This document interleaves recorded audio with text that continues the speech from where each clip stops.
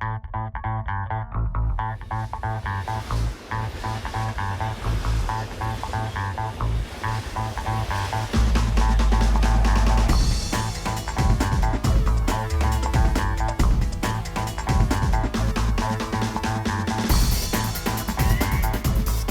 création du pôle d'échange multimodal d'Oulin-la Saulée prend son origine avec la décision du Citral de prolonger la ligne B du métro de la station Gerland à la nouvelle station Oulin-Gare. Donc le but effectivement d'un pôle d'échange multimodal, c'est d'interconnecter l'ensemble des moyens de transport. Donc on aura bien effectivement le domaine ferroviaire, le domaine transport par métro, le transport à la fois effectivement bus, et également il y aura un grand parking qui va servir de parking relais pour éviter que les gens rentrent dans Lyon avec leur véhicule. Donc ici, ils seront interconnectés avec tous les moyens de transport existants. Ce pôle d'échange participe également au projet urbain de franchissement des voies ferrées et assurera le lien entre le centre-ville d'Oulin et le nouveau secteur de la Saulée. Le franchissement piéton se fera par le passage souterrain Orcel qui donnera accès au quai ainsi qu'à l'espace voyageurs, au métro et au bus.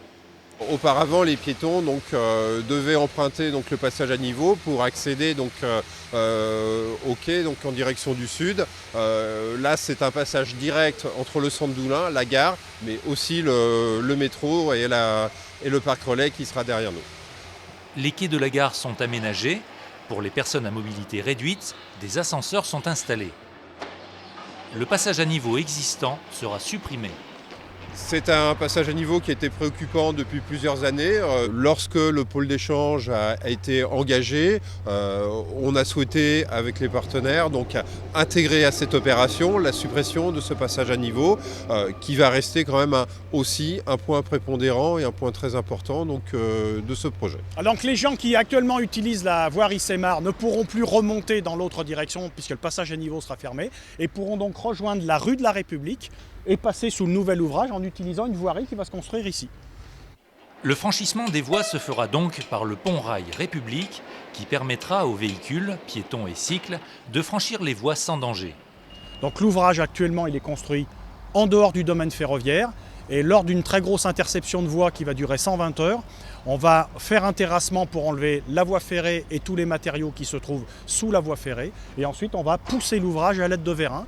On le met en place définitivement, on reconstitue la voie ferrée et ses remblais, et les trains pourront de nouveau circuler 5 jours après. Pour des raisons de sécurité et pour tenir les délais, certains travaux sont réalisés de nuit, ce qui provoque des nuisances sonores. RFF met tout en œuvre pour limiter ces nuisances. Une politique de communication de proximité est mise en place aux abords du chantier et des informations sont distribuées dans les boîtes aux lettres des riverains. Les travaux réalisés sous maîtrise d'ouvrage RFF vont se poursuivre jusqu'en 2014. La nouvelle gare d'Oulin entrera en fonction, elle, le 11 décembre prochain. Au même endroit, vous aurez la gare, vous aurez le métro, donc peut-être pas loin le bus. Je pense que la personne qui va aller en ville, qui va avoir une certaine activité, il aura tout sur place, quoi.